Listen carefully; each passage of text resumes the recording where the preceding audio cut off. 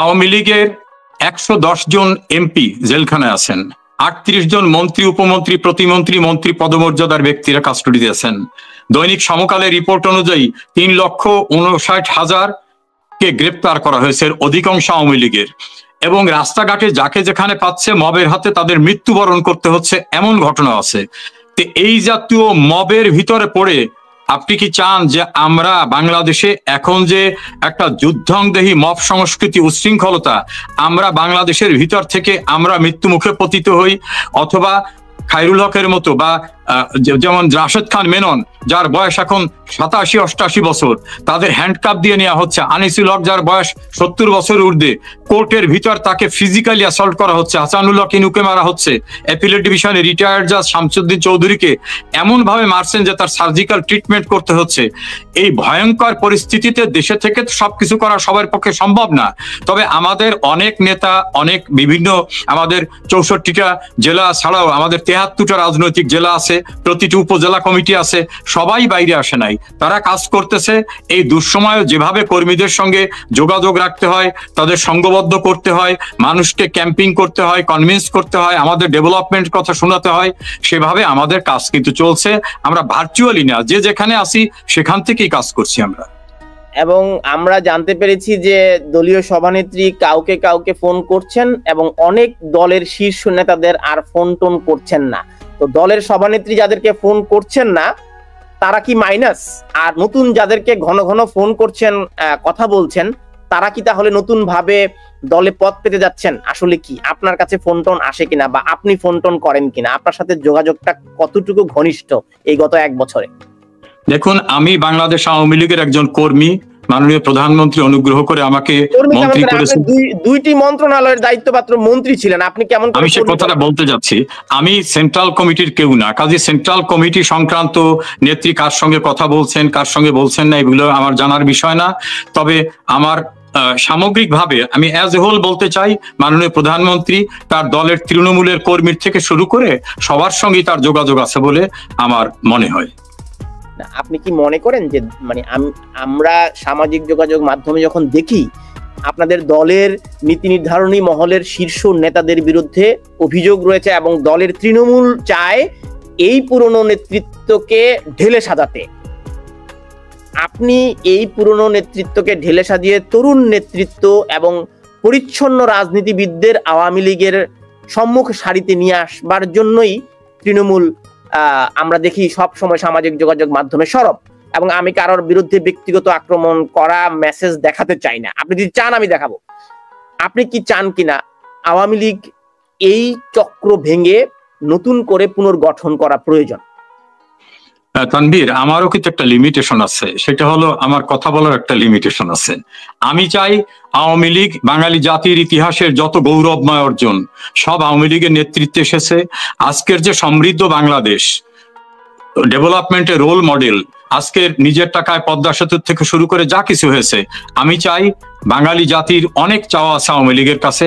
আবার আওয়ামী লীগ কাদের দ্বারা ঘুরে দাঁড়াতে পারবে সে ডিসিশন আওয়ামী লীগের প্রাণ যিনি মাননীয় প্রধানমন্ত্রী শেখ হাসিনা সহ তার যারা সহকর্মী আছেন তারা ডিসাইড করবেন এই বিষয়ে কাকে বাদ দেবেন, কাকে রাখবেন। তবে অবশ্যই চাই আওয়ামী লীগ যেন আরো শক্তিশালী হয়ে মানুষের আকাঙ্ক্ষা পূরণের যে প্ল্যাটফর্ম সেই হিসাবে যেন কাজ করতে পারে, সেটা আমিও চাই।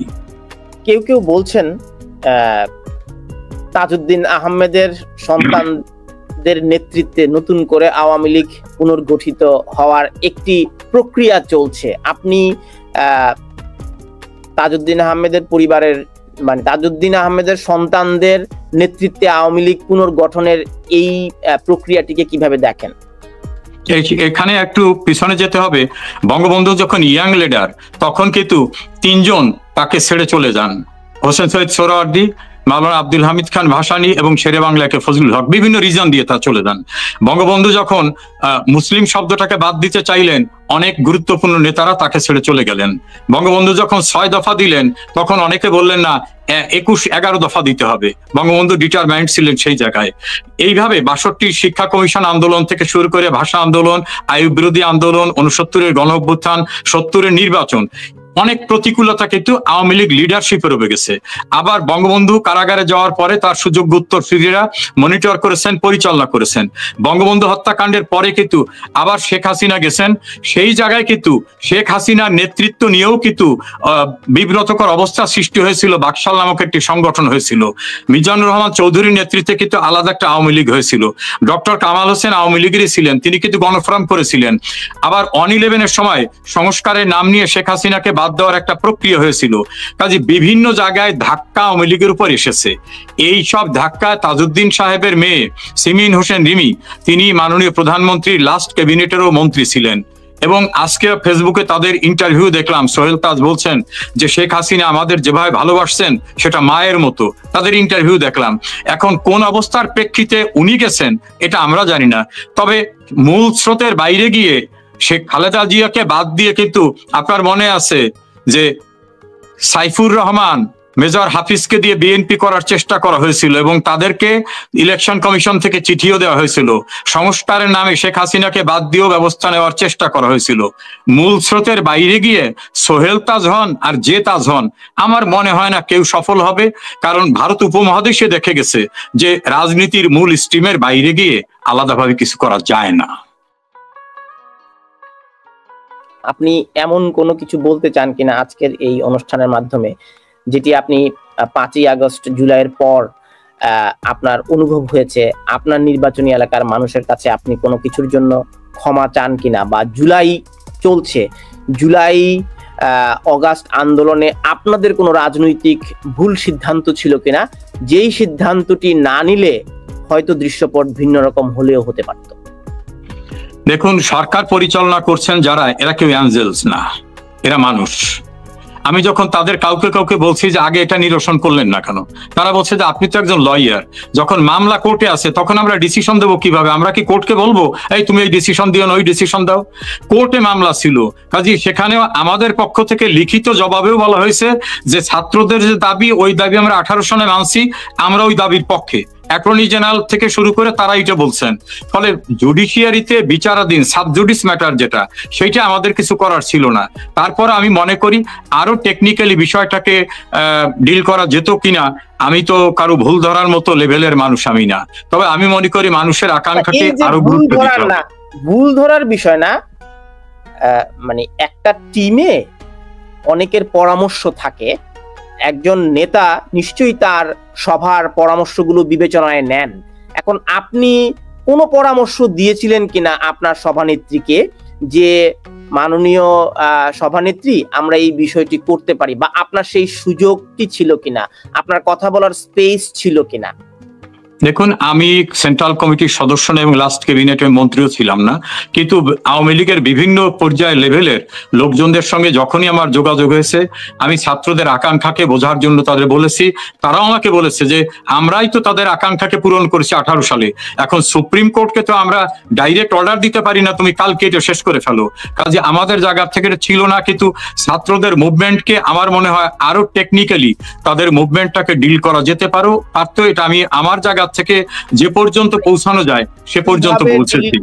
করা যেতে পারতো বলে আপনি মনে করছেন? দেখুন, এই বিষয়টা আমার জন্য সীমাবদ্ধতা, কারণ কিভাবে ডিল করা যেত যারা ডিল করেছেন তাদের চেয়ে আমি অফিসিয়াল পজিশনও প্রপারলি না, তাদের চেয়ে আমার অভিজ্ঞতার জায়গাটাও ক্ষুদ্র। ফলে ওই জায়গাটায় আমাকে বিব্রত করা হচ্ছে। মানুষ খেলায় হেরে গেলে মানুষ পিছনে এটাকে রিওয়াইন্ড করে দেখে, কিভাবে গোলকিপার গোলটা দিল, কোথায় তার ডিফেন্স কম ছিল, এই জায়গায় থাকলে মনে হয় গোলটা খাইতো না। আপনারা কি কখনো এগুলো নিয়ে অ্যানালাইসিস করেন না? তানভীর, আমার অ্যানালাইসিসের চেয়েও পলিসি ডিসিশন যারা করছেন অ্যানালাইসিসটা তাদের কাছে অনেক গুরুত্বপূর্ণ। তবে আমি শুধু আপনার লাস্ট কোশ্চেনটার জবাবে বলবো, বাংলাদেশ একটা সুন্দর দেশ, আল্লাহর রহমতে এত সুন্দর প্রাকৃতিক সম্পদে পরিপূর্ণ একটা দেশ। বাংলাদেশ যেখানে এগিয়ে গেছে, এই যে অর্থনৈতিক ভাবে, সামাজিক ভাবে, অন্যান্য খাতে বাংলাদেশ কিন্তু বিশ্বের বুকে এত স্যাক্রিফাইস করে স্বাধীন হওয়া একটা দেশ হিসাবে অনেক পিছনে পড়েছিল। শেখ হাসিনার নেতৃত্বে আমি অনেক কিন্তু সুযোগ দিলাম যে আমাদের ভুল হয়েছে, এতগুলো মানুষ হত্যাকাণ্ড। আমাকে একটু শেষ করতে দেন, আমাকে একটু শেষ করতে দেন। আপনি দিলাম, সেই দেশটা অসংখ্য মানুষের ত্যাগের বিনিময়ে বাংলাদেশটা অর্জন। এই দেশটায় মানুষের সবার আকাঙ্ক্ষা পূরণ করা যাবে না, কিন্তু আকাঙ্ক্ষা পূরণ করতে না পারলেও কোনো মানুষ যাতে আহত না হয় সেটা মাথায় রাখতে হবে। তবে এই ঘটনার সঙ্গে একটা বিষয় কিন্তু সম্পৃক্ত। আমি যারা মারা গেছে তাদের জন্য আমি দুঃখ প্রকাশ করি, আমি তাদের জন্য জান্নাতুল ফেরদৌস নসিব করুন আল্লাহ, এটা চাই। কিন্তু এটার সঙ্গে কিন্তু এটাও জড়িত, যখন বর্তমান সরকার প্রধান ডক্টর ইউনূস ক্লিনটন ফাউন্ডেশনে বক্তৃতা দিয়ে বলেন হঠাৎ করে বাংলাদেশে কিছু হয় নাই, এটা মেটিকুলাস ডিজাইন করে করেছি, এবং আন্দোলনের নেতারা যখন বলে গত 16 বছর যাবত আমরা প্রক্রিয়া করে এটা করেছি, তখন বুঝি যে হুটহাট করে এই ঘটনাটা না। ফলে অনাকাঙ্ক্ষিত যে পরিবেশটা হয়েছে এক্ষেত্রে একটা প্রি প্ল্যান ছিল, ইউনূসের ভাষায় প্রি প্ল্যান ছিল। আর আমি আমার নির্বাচনী এলাকার সমস্ত মানুষ যারা আজকে এই প্রোগ্রাম দেখছেন তারা সবাই জানেন আমি কিভাবে পারফর্ম করেছি, আমার অনেস্টি, ইন্টিগ্রিটি, সিনসিয়ারিটি, এলাকার ডেভেলপমেন্ট। তারপরেও মানুষ, আমার যদি কোনো ভুল হয়ে থাকে, ডেফিনেটলি মানুষ, আমার অনেক ভুল হতে পারে, আমি আমার এলাকার মানুষের কাছে আমি ক্ষমা চাই। আমি চাই আমরা যেন সকলে মিলে সমৃদ্ধ বাংলাদেশ গড়ার যে কোনো প্রত্যয়ে সবাই একত্রিত থাকতে পারি। তখন সবাই মিলে কিন্তু তত্ত্বাবধায়ক সরকারের ডিমান্ডটা করা হলো। যদিও the then Begum Khaleda Zia prime minister হিসেবে বলছিলেন যে নিরপেক্ষ কোনো লোক পাওয়া যাবে না, পাগল এবং শিশু ছাড়া কোনো নিরপেক্ষ লোক নাই। তারপর উনি কিন্তু একটা ইলেকশন করলেন 15 ফেব্রুয়ারি 1996-তে। আলটিমেটলি তত্ত্বাবধায়ক সরকারটা এস্টাবলিশড হলো। এখন এইখান থেকে হলো ইম্পর্টেন্টটা, এই যে তত্ত্বাবধায়কটা কিন্তু চলছিল ঠিক মতো, কিন্তু যখনই এসে 2007 সালে একটা স্বপ্ন সৃষ্টি হলো ওনাদের মাঝে যে মাহমুদুল আমিন চৌধুরী কোনদিন আওয়ামী লীগ করেন নাই, তিনি জুডিশিয়ারি থেকে আসছেন এবং কেউ তাকে বলতে পারবে না যে তিনি আওয়ামী লীগ ঘরানার। তাকে বাদ দিয়ে বিচারপতি কে এম হাসান খুব ভালো একজন তত্ত্বাবধায়ক সরকার ঠিক ছিল, মানে তত্ত্বাবধায়ক সরকারের আমরা আপনি তত্ত্বাবধায়ক সরকার ব্যবস্থা চালু হয়েছে কবে? 1996 সালে, তাই তো? 96 সালের দেশের রাস্তায় ট্যাঙ্ক নামাইতে হয় নাই তত্ত্বাবধায়ক সরকারের সময়, সেনাবাহিনীকে কেন নামাইতে হলো তত্ত্বাবধায়ক সরকার যদি ঠিক থাকে? তারপরে আপনার 2001 সালে বিচারপতি লতিফুর রহমানের নেতৃত্বে যখন আসলেন তত্ত্বাবধায়ক সরকার, এসেই ওনারা 10 জন সচিবকে বিদায় করে দিতে হইলো কেন? আমি সেই জায়গাটা 30 মিনিটের মধ্যে 10 জন সচিবকে বিদায় করে দিতে হয়েছে। তাহলে 2006 সালে ইয়াজউদ্দিন সাহেব এসে তত্ত্বাবধায়ক সরকার ব্যবস্থা করে নিজে রাষ্ট্রপতি এসে নিজে তত্ত্বাবধায়ক সরকার, তাহলে কোনোটাই তো আসলে ওয়ার্ক করে নাই। একটা বিষয় হচ্ছে তত্ত্বাবধায়ক সরকার ব্যবস্থা আপনারা নিয়ে এসেছেন, আপনাদের উপরে জনগণের আস্থা নাই। রাজনীতিবিদ একটা রাজনৈতিক দলের উপর আরেকটা রাজনৈতিক দলের আস্থা নাই, তো নিয়ে আসলেন তত্ত্বাবধায়ক সরকার ব্যবস্থা। এখন এই তত্ত্বাবধায়ক সরকার ব্যবস্থায় যাদেরকে আপনারা বসাচ্ছেন তাদের উপরেও আপনাদের আস্থা নাই, জনগণেরও আস্থা নাই। তো এই কেওয়াসের মধ্যে জনগণ, আমি একটু ক্লিয়ার করি, আপনি চমৎকার ভাবে বলছেন। আমরা কিন্তু তত্ত্বাবধায়ক সরকার ব্যবস্থার যে কন্টিনিউশনটা, সেই কন্টিনিউশনটা ডিস্টার্ব কখন হলো?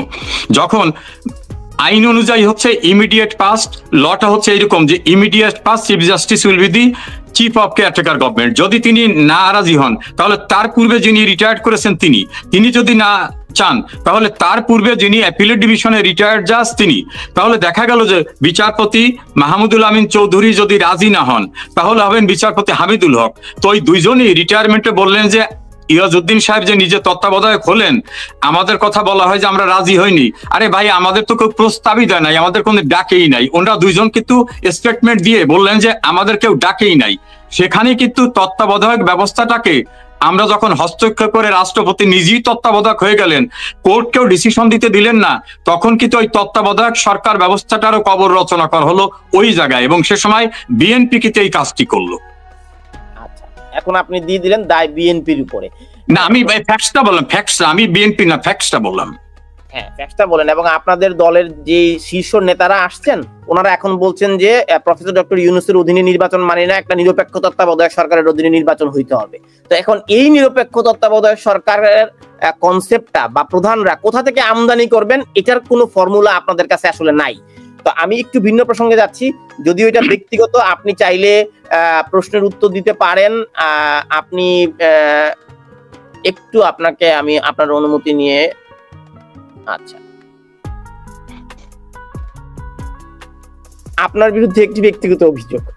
আপনি মুক্তিযোদ্ধা হিসেবে আপনার বিরুদ্ধে অভিযোগটি রয়েছে, আপনি নিজেকে মুক্তিযোদ্ধা দাবি করেন এবং আপনার বয়স কোথাও আমরা জেনেছি 9 বছর, কোথাও আমরা জেনেছি 8 বছর। এই যে আব্দুল কাদের জানতে চেয়েছেন, আপনার মুক্তিযুদ্ধের সনদ নিয়ে বিতর্ক রয়েছে, আপনি কি যদি একটু পরিষ্কার করেন। দেখুন, এই বিষয়টা নিয়ে আমি বলি, বাংলাদেশের একজন খ্যাতিমান বীর প্রতীক মুক্তিযোদ্ধা, তার সনদ বাতিল হয়েছে বয়স দেখিয়ে।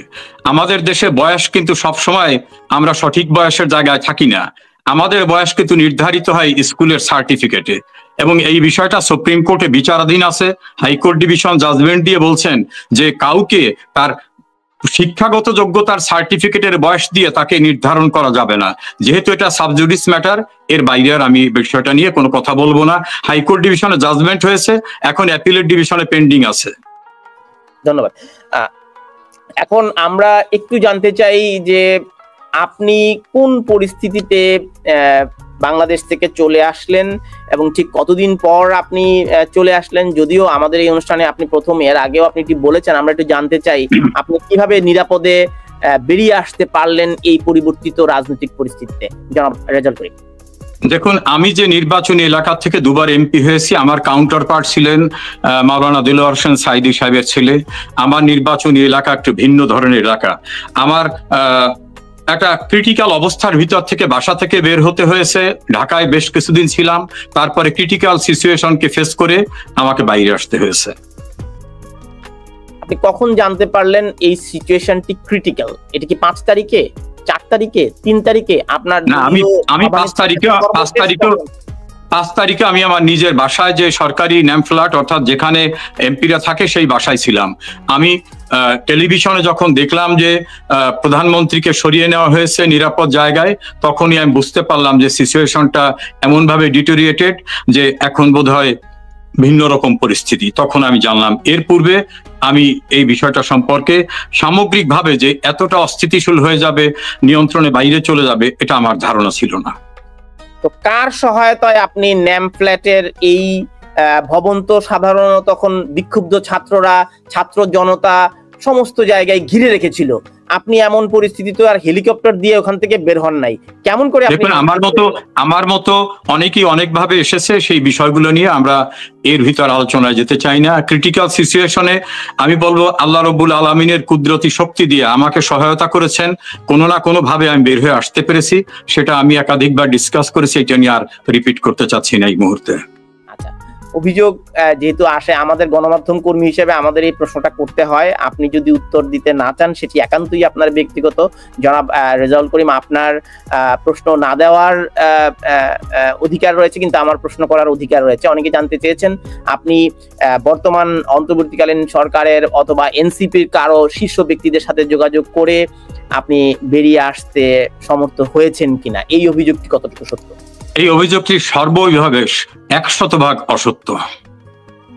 আচ্ছা, তো আপনি একটি টেলিভিশন অনুষ্ঠান, একটি টক শোতে বলেছেন যে আপনি এমন জায়গা দিয়ে ভারতে চলে যেতে, আমি দেখুন এই বিষয়টা আমি পূর্বে আপনাকে জবাব দিয়েছি যে কমপ্লিকেটিং একটা সিচুয়েশনে how I cross the country area, এটা নিয়ে আর আমি ডিসকাস করতে চাচ্ছি না, এটা মুখ্য বিষয় হতে পারে না। আচ্ছা, এখন আপনার দলীয় অবস্থান কি?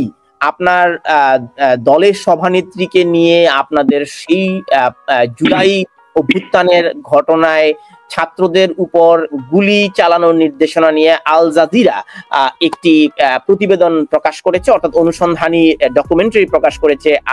আই ইনভেস্টিগেশন, আল জাজিরার অনুসন্ধানে, সেখানে 36 ডেইজ ইন জুলাইতে যে প্রতিবেদনে উঠে এসেছে, সাবেক প্রধানমন্ত্রী শেখ হাসিনা গুলির নির্দেশনা দিয়েছেন এবং তিনি ছাত্র হত্যার সরাসরি নির্দেশনা দিয়েছেন। টেলিফোন অডিও প্রকাশ করা হয়েছে। এর আগেও আমরা দেখেছি বিবিসিতে একই ধরনের অডিও প্রকাশ পেয়েছে। আপনি এই ডকুমেন্টারিটি নিশ্চয়ই দেখেছেন।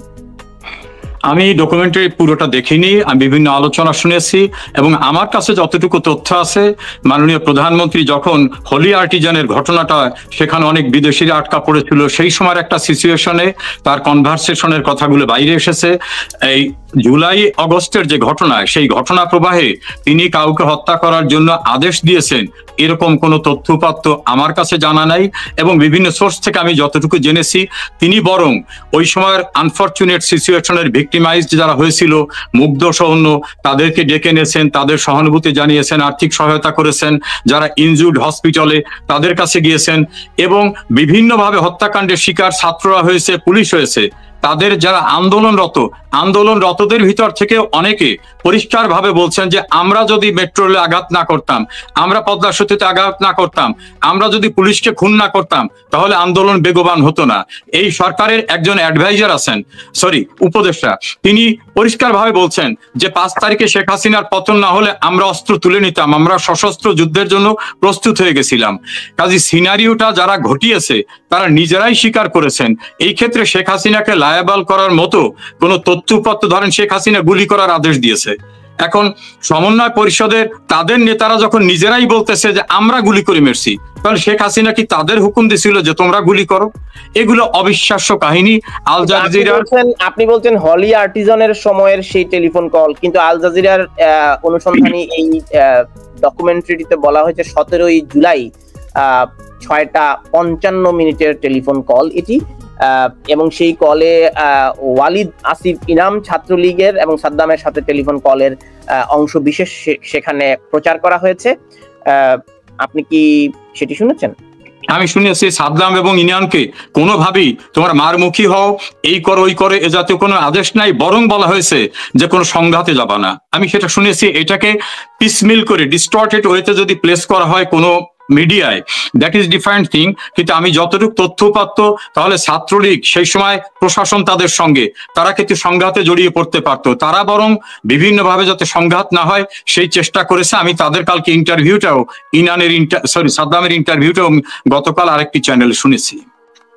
অভিযোগ এসেছে মেজর জেনারেল জিয়াউল আহসান গোপনে টেলিফোন কল রেকর্ড করতেন এবং বিরোধী রাজনৈতিক দলের নেতাদেরকে তিনি কিডন্যাপ করে নিয়ে যেতেন, এবং গোয়েন্দা সংস্থার পরিচালক হিসেবে তিনি আদালতে জবানবন্দি দিয়েছেন এবং তিনি স্টেট উইটনেস হিসেবে গিলটি প্লেসড করেছেন, এবং তার বিরুদ্ধে গুম এবং অপহরণের অভিযোগ রয়েছে। 1000 হত্যা এবং গুমের সাথে তিনি জড়িত, এবং তিনি স্টেটমেন্ট দিতে রাজি হয়েছেন। এটিকে আপনি কিভাবে দেখেন একজন আইনজীবী?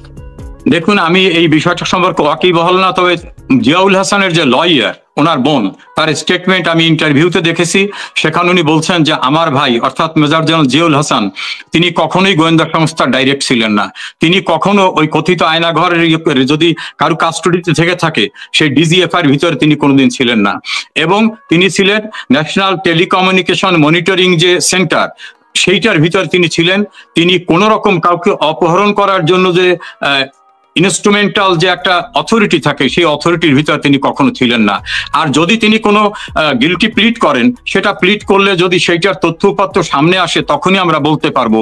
অনেকেই কিন্তু আদালতে গিয়ে দোষ স্বীকারোক্তি করে। আমার প্রায় 40 বছরের কাছাকাছি আইন পেশা আমি জড়িত, আপনি বাংলাদেশে থাকা অবস্থা দেখেছেন। অনেকেই কিন্তু অনেক সিচুয়েশনে অনেক কথা বলা হয়, রিমান্ডে নেওয়ার পরে কম্পেলিং সার্কুমস্টেন্সে অনেকে অনেক কিছু বলে। একটা সময় কিন্তু ট্রায়ালের সময় বলা হয় যে I was physically and mentally tortured, I was compelled to say so. Kazi Ziaul Hasan এখনো কোনো রাজসাক্ষী হয়েছেন বা অ্যাপ্রুভার বা স্বীকারোক্তিমূলক জবানবন্দি দিয়েছেন এরকম আমি কোথাও শুনিনি। আচ্ছা, এখন আপনাকে আমি একটা সরাসরি প্রশ্ন করি। জুলাই অভ্যুত্থানে যে ছাত্র জনতার মূল আক্ষেপটি শুরু হয় বেকারত্ব নিয়ে, তাদের কোটা আন্দোলন নিয়ে, অর্থাৎ চাকুরিতে কোটা প্রথা বিলুপ্তি নিয়ে তাদের মূল আন্দোলনটি আসলে শুরু হয়েছিল। অর্থাৎ তরুণ জনগোষ্ঠীর মধ্যে একটা আকাঙ্ক্ষা ছিল রাষ্ট্রযন্ত্র তাদের জন্য কাজের পরিবেশ তৈরি করতে পারেনি, তাদের চাকরির নিশ্চয়তা দিতে পারেনি। মানে আপনাদের রাজনৈতিক দলটি ক্ষমতায় থাকার 16 বছরে অর্থনৈতিক মানে কর্মসংস্থানের অর্থনীতিটি আপনারা কেন তৈরি করতে পারেননি? এই ব্যর্থতাটি কি আপনারা আইডেন্টিফাই করেছেন কিনা? এত তরুণ একটা জনগোষ্ঠী এই যে গত 16 বছরে তৈরি হয়েছে, তাদের কর্মসংস্থান আপনারা করতে ব্যর্থ হয়েছিলেন কিনা? দেখুন, প্রথম বলতে হয় যে জুলাই আন্দোলন যেটা, সে আন্দোলনটা কিন্তু আপনি যতগুলো বিষয় বললেন এর একটা পার্ট। তাদের আন্দোলনের মূল কথা ছিল কোঠা যে তৈরি করা, রিজার্ভ জায়গা, সেই রিজার্ভটাকে বাতিল দাবি তাদের ছিল। এখন আমি যদি শেখ হাসিনাকে ডিফেন্ড করি বা তৎকালীন সরকারকে ডিফেন্ড করি, অর্থাৎ সেই সময়ের প্রেক্ষাপটটাকে বলি, তাহলে শেখ হাসিনাই তো এই কোটাটাকে বাতিল করেছিলেন 2018-তে। তাহলে শেখ হাসিনা তো এই ছাত্রদের যে ডিমান্ড, সেই ডিমান্ডের পক্ষে থেকে তিনি বাতিল করেছিলেন। এখন বাংলাদেশের সুপ্রিম কোর্টে, আপনি ওই দেশেও জার্নালিজমের সঙ্গে ছিলেন, আমাদের ইন্ডিপেন্ডেন্ট কোর্টে এই বাতিল আদেশের বিরুদ্ধে কয়েকজন মুক্তিযোদ্ধার সন্তান মামলা করেছে। এই মামলা চলমান অবস্থায় ছাত্র আন্দোলন করে বলতেছে যে এই কোটা থাকা যাবে না। সরকারের পক্ষ থেকে যদি কোর্টে বলা হতো যে না, কোটাকে রাখতে হবে, তাহলে শেখ হাসিনা বা তার গভর্নমেন্টকে অভিযুক্ত করা যেত। ওই কোর্টে আমি বলছি একটা বড় তরুণ জনগোষ্ঠী যে তৈরি হয়েছে, যারা রাস্তায় নেমে গেল, সারা দেশ থেকে একটা গণবিপ্লব, গণজোয়ার তৈরি হলো, মূলত এই যে চাকরি না পাওয়ার আকাঙ্ক্ষাটা আপনারা ধরতে পেরেছিলেন কিনা? এই যে তরুণ জনগোষ্ঠী বিশ্ববিদ্যালয় থেকে বের হচ্ছে, তারা বের হয়ে মানে কি কাজ করবে, তাদের কি দক্ষতা রয়েছে, তারা কোথায় কাজ পাবে? তো তারা তো অনেকেই রাজনীতি করে না, হ্যাঁ, অধিকাংশ এই ছাত্র জনতারা যারা রাস্তায় নেমেছিল তারা রাজনীতিবিদ ছিল না। তো তাদের কর্মসংস্থানের জায়গাটা আপনারা তৈরি করতে পারেননি, এই ব্যর্থতার দায় কি আপনারা নিচ্ছেন কিনা? না, পারিনি এই কথার সঙ্গে তো আমি একমত না। কারণ বাংলাদেশে শেখ হাসিনার আমলেই সর্বপ্রথম তথ্য প্রযুক্তির বিস্তার ঘটিয়ে ফ্রিল্যান্স ভাবে মানুষকে নিজে উদ্যোক্তা হয়ে কাজ করতে পারবে এই ব্যবস্থা করা হয়েছে। গ্রাম থেকে শুরু করে বিভিন্ন পর্যায়ে 10 টাকায় ব্যাংক অ্যাকাউন্ট খুলে বিনা মর্টগেজে লোন নিয়ে বিজনেস করতে পারবে, এই সুযোগটা তার সময় করে দেওয়া হয়েছে। তার সময় যত ইন্ডাস্ট্রি হয়েছে এবং তার সময় যত লোকের নিয়োগ হয়েছে, কাজে এই যে বেকারত্বটাকে দূর করতে পারে নাই এটা না, কিন্তু ডেন্সি পপুলেশন কান্ট্রিতে আরো লোকের যে এমপ্লয়মেন্টের দরকার ছিল সেটা উপলব্ধি করেই কিন্তু তাদের স্বনির্ভর, সক্ষম হওয়া, নিজ উদ্যোক্তা হওয়ার জন্য যে প্রকল্পটা শেখ হাসিনা সরকার নিয়েছে, অতীতে কেউ নেয় নাই। হয়তো আরো দরকার ছিল, কিন্তু it can not be done over night. আমি তো রাতারাতি আপনার টেলিভিশন হাউসে যদি বলি যে আপনি অনেক সাংবাদিক আছে, আমাদের 50 জনকে অ্যাকোমোডেট করেন, আপনি কি করতে পারবেন? নিশ্চয়ই না। বাংলাদেশের প্রেক্ষাপটে শুধু সরকারি চাকরি না, নিজে যাতে ইন্ডিপেন্ডেন্টলি উদ্যোক্তা হতে পারে সেই উদ্যোগ কিন্তু নেওয়া হয়েছিল। আচ্ছা, সামাজিক যোগাযোগ মাধ্যমে একটি খবর ভাসছে, আপনার দলের সভানেত্রী এবং সাবেক প্রধানমন্ত্রী শেখ হাসিনা সভানেত্রী পদ থেকে সরে যাচ্ছেন এবং সজীব ওয়াজেদ জয়কে দলীয় সভানেত্রী ঘোষণা করার উদ্যোগ নেওয়া হয়েছে। আসলে কি সত্য? দেখুন, আমি বাংলাদেশ আওয়ামী লীগের কেন্দ্রীয় কমিটির কেউ নই, একজন কর্মী। কিন্তু আমার কাছে যে তথ্যপত্র আছে, এই যে সামাজিক যোগাযোগ মাধ্যমে অনেক কাহিনী ভেসে বেড়ায়, যেসব কাহিনীর ভিত্তি থাকে না, আমার কাছে যতটুকু তথ্য দায়িত্বশীল সূত্রে আছে, এই সামাজিক যোগাযোগ মাধ্যমে ভেসে আসা কথাটা সম্পূর্ণরূপে অসত্য। এবং এটাও জনগণের মধ্যে আলোচনায় আছে, সাধারণ সম্পাদক পদ খুঁজছে আওয়ামী লীগ। হ্যাঁ, আপনি কি সাধারণ সম্পাদক পদের প্রার্থী কিনা? না, আমি আওয়ামী লীগের কেন্দ্রীয় কমিটির একসময় ল সেক্রেটারি ছিলাম, ও পরবর্তীতে আমি সেন্ট্রাল কমিটির মেম্বারও না। আওয়ামী লীগের মতো একটা প্রাচীনতম রাজনৈতিক সংগঠনের সাধারণ সম্পাদকের জন্য অনেক উপযুক্ত ব্যক্তিরা আছে। আমি নিজেকে মনে করি আমি উপযুক্ত না এবং আমি আকাঙ্ক্ষিতও না। না, বর্তমানে যিনি সাধারণ সম্পাদক রয়েছেন, আমরা দেখেছি সম্প্রতি তিনি আসছেন, কথা বলছেন। আপনাদের দলীয় নির্দেশনা মেনেই কি তাহলে আবার সাধারণ সম্পাদক সামাজিক যোগাযোগ মাধ্যমে অ্যাক্টিভ হলেন? মানে দলীয় কার্যক্রম কি আনুষ্ঠানিকভাবে শুরু হলো সাধারণ সম্পাদকের মাধ্যমে? দেখুন, আওয়ামী লীগ একটা মাল্টি ক্লাস পলিটিক্যাল অর্গানাইজেশন। এখানে প্রেসিডিয়াম মেম্বার্স আছেন, জয়েন্ট সেক্রেটারি আছেন, অর্গানাইজ সেক্রেটারি আছেন, বিভিন্নভাবে একটা ফোরাম আছে। পার্টির ডিসিশন পার্টির মতো করে হয়। সেই ক্ষেত্রে যতক্ষণ পর্যন্ত জনাব ওবায়দুল কাদের বাংলাদেশ আওয়ামী লীগের সাধারণ সম্পাদক পদে আছেন, যতক্ষণ পর্যন্ত আমরা জানছি না যে he is no more secretary of party, ততক্ষণ পর্যন্ত তিনি কাজ করবেন, এটাই তো স্বাভাবিক। এবং তার সহযোদ্ধারা আছেন, প্রেসিডিয়াম মেম্বার আছেন, জয়েন্ট সেক্রেটারি আছেন, বিভিন্নভাবে তারা কাজ করছেন। যে দলীয় ডিসিশন হাই লেভেল থেকে হলে সেটা নিশ্চয়ই আমরাও জানবো, আপনারাও জানবেন। এখন পর্যন্ত আমি জানি যে দলের যে সেন্ট্রাল স্ট্রাকচার আছে তারাই কাজ করতেছেন। বিভিন্ন সময় হয়তো কেউ ফ্রন্টে এসে বেশি কাজ করেন, কেউ হয়তো ফ্রন্টে বিহাইন্ড দি স্ক্রিন কাজ করেন, সবাই কাজ করতেছেন। যারা কাস্টডিতে নেই তার বাইরে যারা আছেন কাজ করতেছেন। কিভাবে কাজ করছে? আপনি লন্ডনে, ওবায়দুল কাদের সাহেব অন্য একটি দেশে, আপনার দলীয় সভানেত্রী হচ্ছেন ভারতে, দলের শীর্ষ নেতাদের কেউ কেউ লন্ডনে, কেউ আমেরিকায়, কেউ ইউরোপে, কেউ দুবাই, কেউ মালয়েশিয়া। এইভাবে ছড়িয়ে ছিটিয়ে আছে, তাহলে আওয়ামী লীগ কি এখন একটা ভার্চুয়াল সংগঠনে বা গ্লোবাল সংগঠনে রূপ নিল কিনা? কিভাবে আপনাদের দলের কার্যক্রম চালাচ্ছেন আপনারা? দেখুন, খুবই গুরুত্বপূর্ণ প্রশ্ন করেছেন। লোকদের আসামি করা হচ্ছে, কাউকে গ্রেপ্তার করা হবে না যতক্ষণ পর্যন্ত তার সম্পর্কে প্রাইমারি বা প্রাইমা ফেসি এলিগেশনের এভিডেন্স পাওয়া না যাবে। কিন্তু আমি একজন লয়ার হিসেবে যতটুকু খোঁজ খবর নিয়েছি যে ওই হত্যাকাণ্ডের সঙ্গে খায়রুল হকের সংযোগ করার মতো কোন তথ্যপত্র এ পর্যন্ত কিছুই না পাওয়া গেলেও তাকে গ্রেপ্তার করে যেভাবে খুব অর্ডিনারি আসামিদের, চোর বা ডাকাত এদের যেভাবে নিয়ে যাওয়া হয় সেইভাবে তাকে একটা ইউনিফর্ম পরানো, হাত পিছনে নিয়ে হ্যান্ডকাপ দেওয়া, যে আঙ্গিকে তাকে কোর্টে নেওয়া হয়েছে, অ্যারেস্ট করা হয়েছে, এটাকে আমার কাছে মনে হয়েছে যে নজিরবিহীন একটি ঘৃণ্য দৃষ্টান্ত স্থাপন করা হলো। কারণ রাষ্ট্রপতি অথবা প্রধান বিচারপতি এগুলো খুব কিন্তু স্পর্শকাতর একটি জায়গায় এবং রাষ্ট্রের এবং ওই অর্গানের প্রধান হিসাবে একটা সম্মানের জায়গায় থাকে।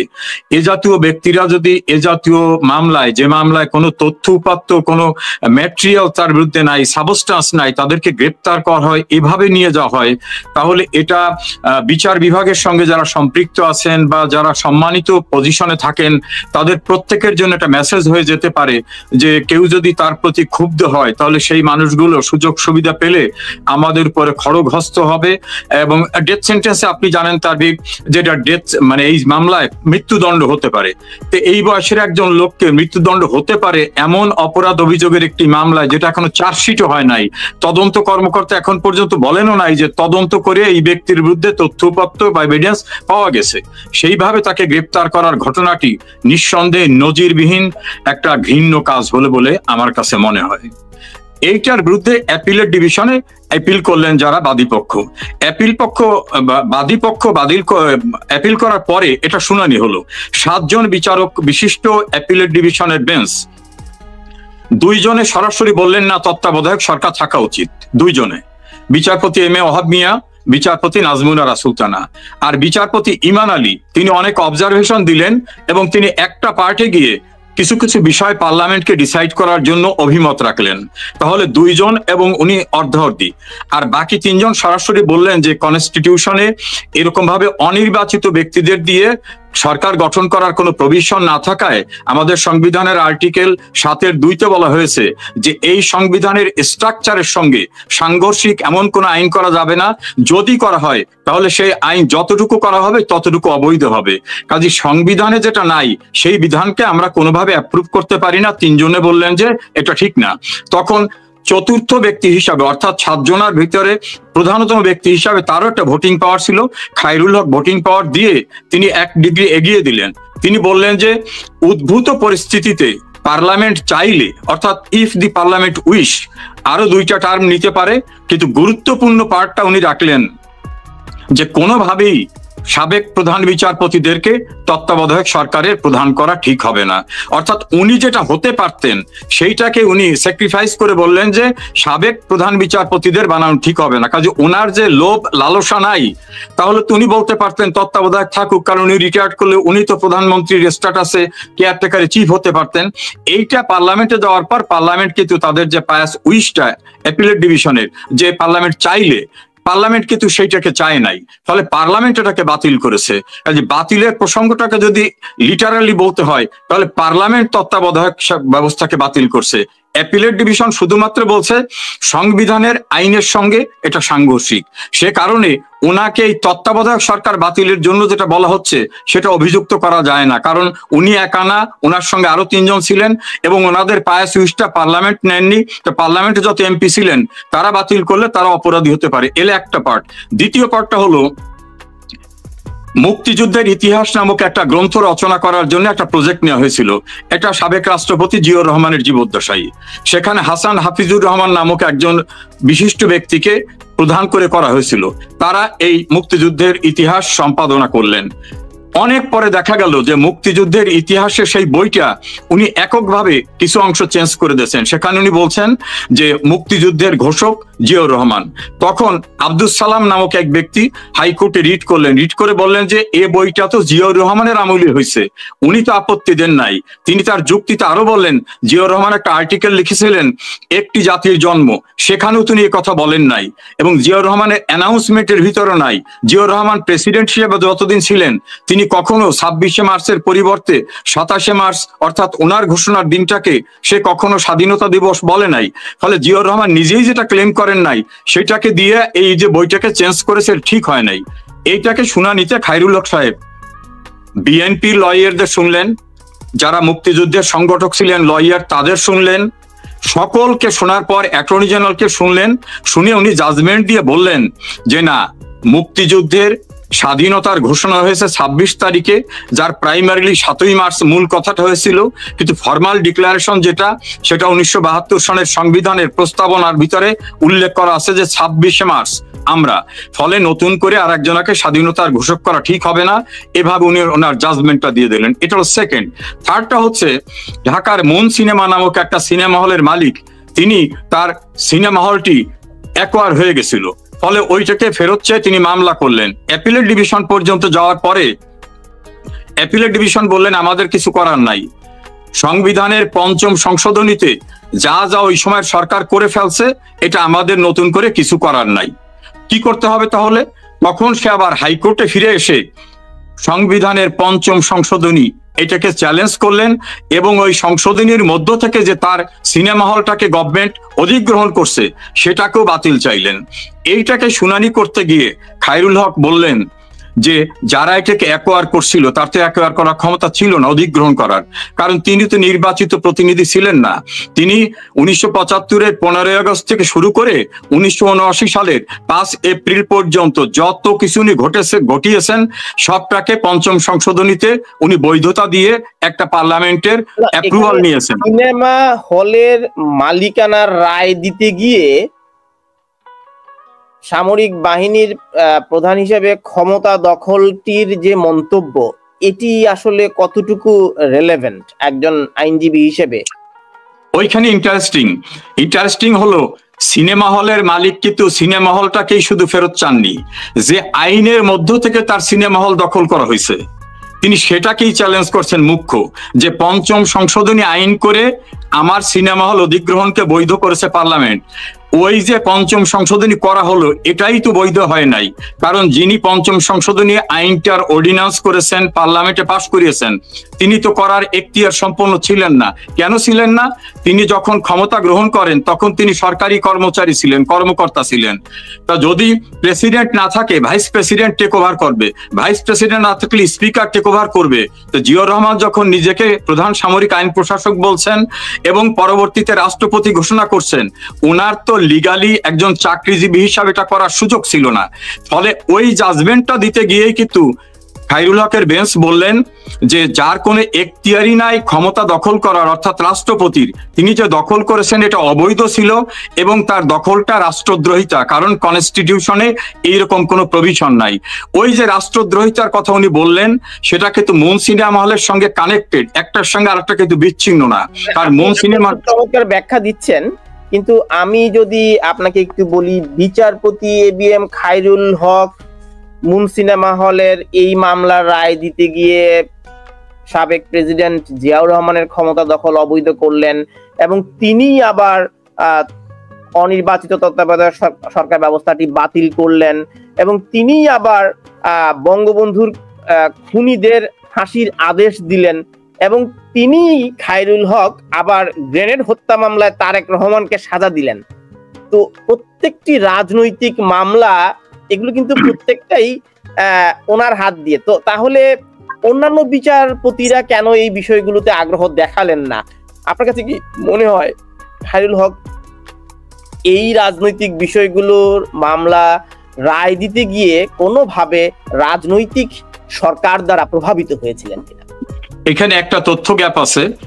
21 আগস্টের গ্রেনেড হামলার মামলায় খায়রুল হক কোনোভাবে সম্পৃক্ত না। ওই মামলাটা রায় হয়েছিল নিচার কোর্ট থেকে, সাবঅর্ডিনেট কোর্ট থেকে। হাইকোর্ট ডিভিশনে আসার পরে এই মামলাটা রায় দিয়েছেন বিচারপতি AK-M আসাদুজ্জামান এবং তার সঙ্গে অপর একজন বিচারপতি। ফলে 21 আগস্টের গ্রেনেড হামলায় ABM খায়রুল হক কখনো শুনানিও করেন নাই, উনি কোনো পার্টিও ছিলেন না। আর যেটা আপনি রিপিটেডলি আমাকে জানতে চেয়েছেন, একজন লয়ার হিসাবে আমার ক্লিয়ার করা উচিত, কারণ আপনার এই টেলিভিশন অসংখ্য মানুষ দেখে। পঞ্চম সংশোধনীটাই বৈধ ছিল কিনা সেটাই কিন্তু মুনসিনে মহলের মালিক প্রথম চ্যালেঞ্জ করছেন, যে ব্যক্তি এই আইন করে আমার সিনেমা হলকে নিয়ে নিল তারই তো আইন করার ক্ষমতা ছিল না, তিনিই তো অবৈধ ছিলেন, তিনি তো ইউজার বার ছিলেন। সেই আর্গুমেন্ট গুলো কিন্তু Ajmalul Hossain QC, barrister Ajmalul Hossain QC, one of the renowned lawyer UK as well as বাংলাদেশের মেইন আর্গুমেন্টটা কিন্তু তিনি করেছেন। সেই ক্ষেত্রে কিন্তু সরকার পক্ষে যারা ছিলেন তারা কিন্তু একবারও দেখাতে পারেন নাই যে ব্যক্তি নির্বাচিত না সে ক্ষমতা দখল করে বলতে পারবে যে আমি সামরিক আইন প্রশাসক, আমি রাষ্ট্রপতি, আমি ক্ষমতা দখল করলাম, আমাকে আপনারা বৈধ করে দেন, এটা তিনি পারবেন না। থার্ড হলো বঙ্গবন্ধু হত্যা মামলায় খায়রুল হক একক কোনো জাজমেন্ট দেননি, এখানে একটা ইনফরমেশন গ্যাপ আছে। জজ কোর্ট থেকে আসামিদের সাজা হলো, মৃত্যুদণ্ড হলো, হাইকোর্টে এসে ডেথ সেন্টেন্স কনফার্ম করতে হয় যে ফাঁসিটা বহাল থাকবে কি থাকবে না। বিচারপতি মোহাম্মদ রুহুল আমিন এবং বিচারপতি ABM খায়রুল হক দুইজনার বিশিষ্ট একটা বেঞ্চে এটা শুনানি হলো। বিচারপতি মোহাম্মদ রুহুল আমিন পরবর্তীতে চিফ জাস্টিস হয়েছিলেন, উনি কিছু আসামিদের খালাস দিলেন, কিছু আসামিদের সাজা বহাল করলেন। খায়রুল হক তার ইন্ডিপেন্ডেন্ট জাজমেন্ট দিয়ে বললেন যে না, এই মামলায় যে সাক্ষ্য প্রমাণ আছে তাতে কোনো আসামিকে খালাস দেওয়া যায় না। এই দ্বিধা বিভক্ত রায় হয়ে গেল। তখন প্রধান বিচারপতি ফজলুল করিম সাহেবকে তৃতীয় বিচারক হিসেবে বললেন যে দুইজনে তো দুই রায় দেশে, তুমি একা এটা শুনো। ফজলুল করিম সাহেব পরবর্তীতে প্রধান বিচারপতি হয়েছিলেন, তিনি রায়ের ভিতর থেকে দুজনাকে খালাস দিয়ে আরো অধিক সংখ্যককে মৃত্যুদণ্ড দিলেন। ফলে খায়রুল হকের জাজমেন্টেই যে ফাঁসির আসামিদের ফাঁসি হয়ে গেছে এটা ঠিক না। তারপর তারা অ্যাপিলেট ডিভিশনে গেলেন, অ্যাপিলেট ডিভিশনে শুনানি হলো, খান সাইফুর রহমান ছিলেন এবং সোবহান সাহেব তাদের লয়ার। জাজমেন্ট শেষ হয়ে যাওয়ার পর তারা রিভিউ করলেন, অ্যাপিলেট ডিভিশন যখন কনফার্ম করলেন সেই সময় কিন্তু খায়রুল হক অ্যাপিলেট ডিভিশনের চিফ জাস্টিস ছিলেন না। ফলে এই যে তাকে যে দুইটা জায়গায়, একটা 21 আগস্টের গ্রেনেড হামলা এবং অন্য একটাকে অভিযুক্ত করা হয়, এই দুইটার কংক্রিট ডিসিশন দেওয়ার ক্ষেত্রে কিন্তু খায়রুল হকের কোনো ভূমিকা এই ক্ষেত্রে ছিল না। আচ্ছা, এখন আপনাকে আরেকটা প্রশ্ন আমি করতে চাই। আপনাদের সময়ে সাবেক প্রধান বিচারপতি সুরেন্দ্র কুমার সিনহা তার মেয়াদ পূর্তির 81 দিন আগেই তাকে আপনারা এমন পরিস্থিতি তৈরি করেছিলেন তিনি দেশ ত্যাগে বাধ্য হয়েছিলেন। তো আপনাদের মানে বাংলাদেশের ইতিহাসে এটিও আরেকটি নজিরবিহীন ঘটনা, যেমনটা আমরা দেখলাম যে আসামির কাঠগড়ায় সাবেক বিচারপতি ABM খায়রুল হক, আবার আপনাদের সময়ও একজন সাবেক প্রধান বিচারপতিকে দেশ ছেড়ে চলে যেতে হয়েছিল তার দায়িত্ব মেয়াদ পূর্তির আগেই। তানভীর, আপনি প্রফেশনাল জার্নালিজম থেকে আসছেন, স্টিল ইউর ওয়ার্কিং জার্নালিস্ট, আপনাকে একটু পিছনে নিতে চাই। সুপ্রিম কোর্টের বাংলাদেশের প্রধান বিচারপতি ছিলেন কেমাল উদ্দিন হোসেন। উনি এজলাসে বসে একটা মামলার শুনানি করতেছেন। এই সময়ে ওনার বেঞ্চ অফিসার এসে কাগজ ধরাই দিলেন, বলে স্যার এই কাগজটা একটু দেখেন। কি বলে, বিচারপতিদের বয়স কমিয়ে দিয়েছে, তাহলে তো আপনি এখন আর প্রধান বিচারপতি নাই। উনি কিন্তু এজলাস থেকে বেরিয়ে আসলেন। তারপরে উনি যদি না থাকেন, সেকেন্ড প্রধান বিচারপতি হবেন বিচারপতি KM সোবহানকে পরের দিনই একটা নোটিশ দিয়ে বলা হলো যে তোমাকে অ্যাম্বাসেডর করে বিদেশে পাঠিয়ে দেওয়া হচ্ছে।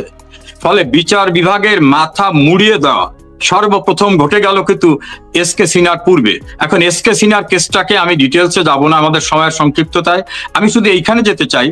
জাস্টিস SK সিনহাকে নিয়ে যখন অনেক আলোচনা, অনেক বিতর্ক শুরু হলো, তখন তার কলিগ জাজরা সবাই, একজন বাদেও না, সবাই মিলে বললেন ওনার বিরুদ্ধে অনৈতিকতার অভিযোগ আছে, দুর্নীতির অভিযোগ আছে, আমাদের কাছে যে তথ্যপত্র আছে আমরা ওনার সঙ্গে এজলাসে আর বসবো না।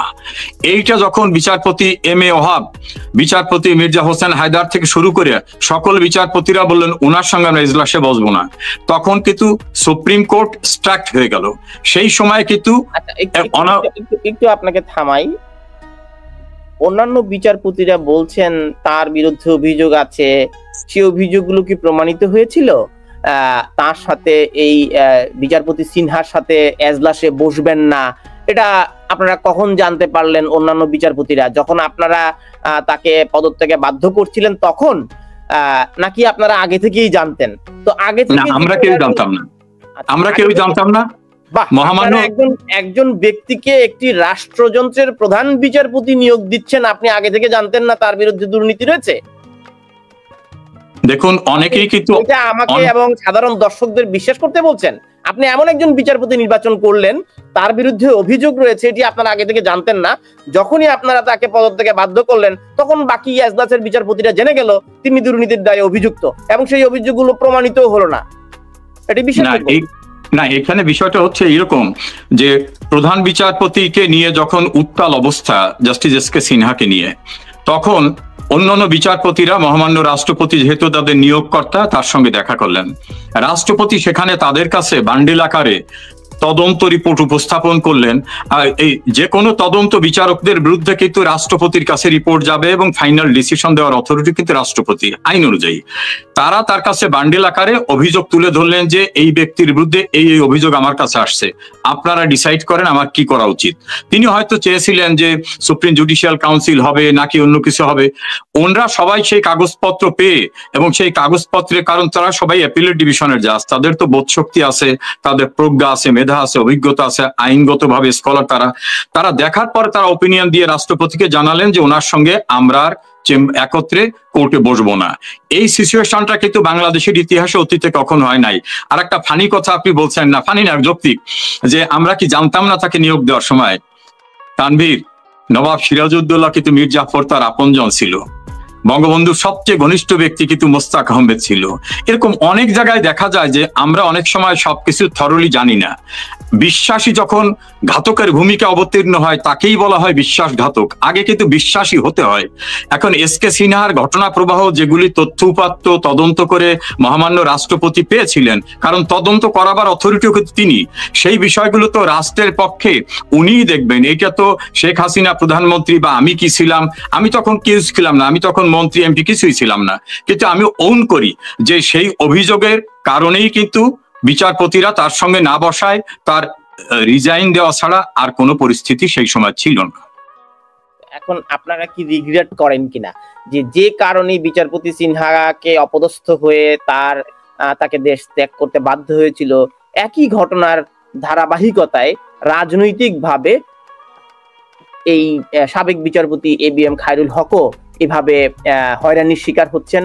আপনাদেরই ফাঁদে আরেকজন বিচারপতি এরকম ভাবে হয়রানির শিকার হচ্ছেন। আবার নতুন আরেকটি সরকার আসলে আবার এখন বর্তমান যারা আছেন তারাও এভাবে হাতকড়া দিয়ে বেঁধে নেওয়া হবে। তাহলে সাধারণ মানুষ এই বিচার বিভাগের উপরে আসলে কিভাবে আস্থা রাখবে? বিচারের বাণী রবীন্দ্রনাথ থাকলে নতুন করে কবিতা লিখতেন, বিচারের বাণী প্রকাশ্যে কাঁপছে।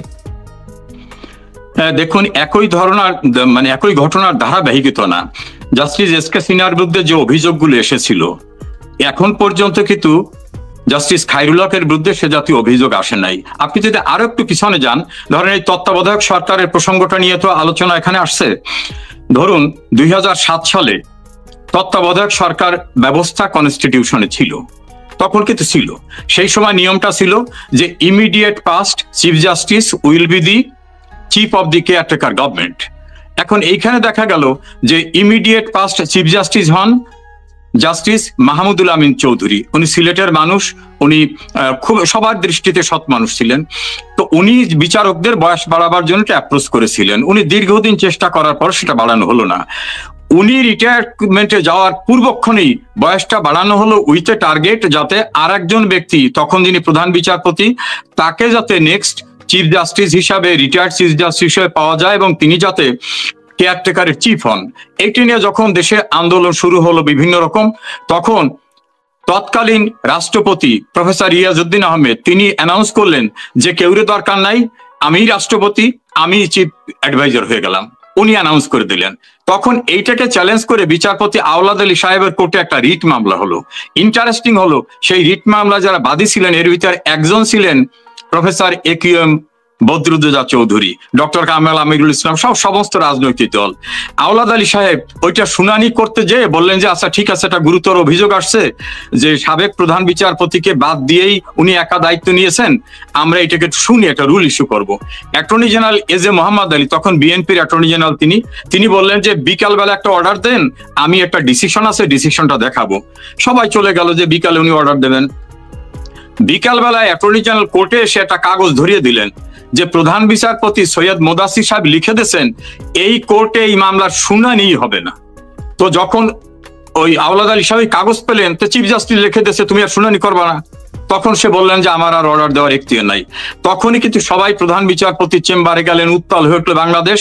অন 11-এর প্রেক্ষাপট তখনই রচনা হলো যে একক ব্যক্তির একটা লেখার মধ্য থেকে কিন্তু তত্ত্বাবধায়ক সরকার বিতর্কিত হলো। সেই ব্যক্তি হচ্ছেন সাবেক প্রধান বিচারপতি সৈয়দ জেআর মোদাসির। সেই সৈয়দ জেআর মোদাসিরের বিরুদ্ধে কোনো ক্ষোভ নাই।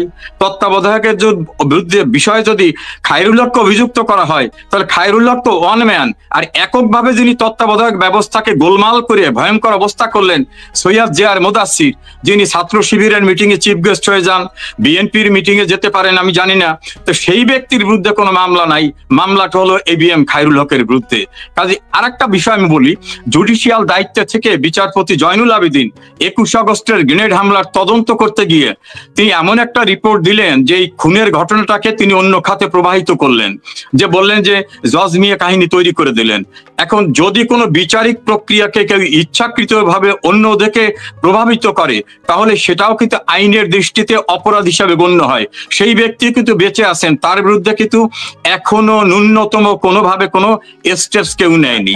ফলে এই যে আমি উদাহরণ দিলাম আপনাকে। এখন হয় কি, আপনি একজন বর্ষিয়ান রাজনীতিবিদ এবং তুখোর উত্তর দিচ্ছেন, আমি খুবই চমৎকৃত হচ্ছে আপনার উত্তরে। কিন্তু আপনাদের উপরে জনগণের আস্থাটা নাই কেন যে আপনারা একটা সঠিক মানে ব্যালেন্স নির্বাচন উপহার দিবেন? আপনাদের জন্য কেন এই তত্ত্বাবধায়ক সরকার ব্যবস্থা আনতে হয়, আর বিচারপতিদেরকে কেন কলঙ্কিত হইতে হয়? বিচারপতিদের তো কাজ না ইলেকশন করা, সুশীল সমাজেরও কাজ না ইলেকশন করা, ইলেকশন করার কাজ হচ্ছে নির্বাচন কমিশনের। তা আপনারা বিশেষ করে রাজনীতিবিদরা রাষ্ট্রযন্ত্রের এই অর্গানগুলোকে একেবারেই আস্থার জায়গায় আপনারা নিয়ে আসতে পারেন নাই। স্বাধীনতার এই অর্ধ শতাব্দী পেরিয়ে যাওয়ার পরও এই তত্ত্বাবধায়ক সরকার দিয়ে করতে হবে। এখন তত্ত্বাবধায়ক সরকার প্রধান কে হবেন? বিচারপতি, প্রধান বিচারপতি, ইমিডিয়েট পাস বিচারপতি। এখন রাজনৈতিক দলগুলো আপনারা বা অন্যান্য রাজনৈতিক দলগুলো যখন ক্ষমতা থাকবে, তাইলে ওনাদের একটা টার্গেট হইলো আমার প্রধান বিচারপতি পদটা সিকিউর করতে হবে, তিনিই হবেন তত্ত্বাবধায়ক সরকারের প্রধান। তো তার মানে এই যে বিচারপতি দেরকে টপকিয়ে ডিঙ্গিয়ে সিনিয়রিটি ব্রেক করে দলীয়করণ করে এই যে বিচার ব্যবস্থাটাকে একটা জগা খিচুড়ির পর্যায়ে নিয়ে আসছেন, রাজনীতিবিদ হিসেবে কি আপনাদের কখনো এগুলো নিজেরা আয়নায় চিন্তা করেন কিনা যে আমাদের উপর আস্থা নষ্ট হয়ে গেছে সাধারণ মানুষের? তানভীর আহমেদ, আমি অন্ধ না, ব্যর্থতার দায় আমি রাজনীতিবিদ না, আমি একজন সিম্পল কর্মী। আমি বেসিক্যালি একটা প্রফেশনাল জায়গা থেকে আসা, আমি একজন সাধারণ কর্মী একটা দলের। আমি সেই কর্মীর জায়গা থেকে বলবো এই ব্যর্থতা দায় কেউ অস্বীকার করতে পারে না, কিন্তু আপনার সিনারিওটা একটু দেখতে হবে। তত্ত্বাবধায়ক সরকারের প্রয়োজনীয়তাটা কেন আমরা প্রয়োজনটা কেন বোধ করলাম আমরা বলতে, তখন কিন্তু সবাই মিলে করা হয়েছিল। সেটা হলো, প্রথম হলো মাগুরা একটা নির্বাচন হলো। মাগুরার সময় যিনি চিফ ইলেকশন কমিশনার ছিলেন উনি কিন্তু একজন বিচারপতি অ্যাপিলেট ডিভিশনের। উনি মাগুরার ঘটনা দেখে সে ঢাকায় হতাশা ব্যক্ত করলেন। ঢাকায় রমনায় নির্বাচন হলো মোসাদ্দেক আলী ফালু এবং তার কাউন্টার পার্ট ছিল মেজর মান্নান, যিনি বদরুদ্দোজা চৌধুরীর পার্টির সেক্রেটারি। এই কন্টেস্টে দেখা গেল বাইরের থেকে ট্রাকে করে লোক এসে ভোট দিয়ে যাচ্ছে। এই যে সিনারিওগুলো হলো, তৎকালীন সময়ে যারা দায়িত্বে ছিলেন, বিচারপতি সাদেক সাহেব, বিচারপতি এম এ আজিজ, বিচারপতি রৌফ সাহেব, সৈন্যরা, তারা অসহায়ের মতো থেকে গেলেন। তখন কিন্তু মনে হলো যে থার্ড কেউ আসা দরকার, যিনি স্ট্রংলি এটাকে ডিটারমাইন করতে পারেন।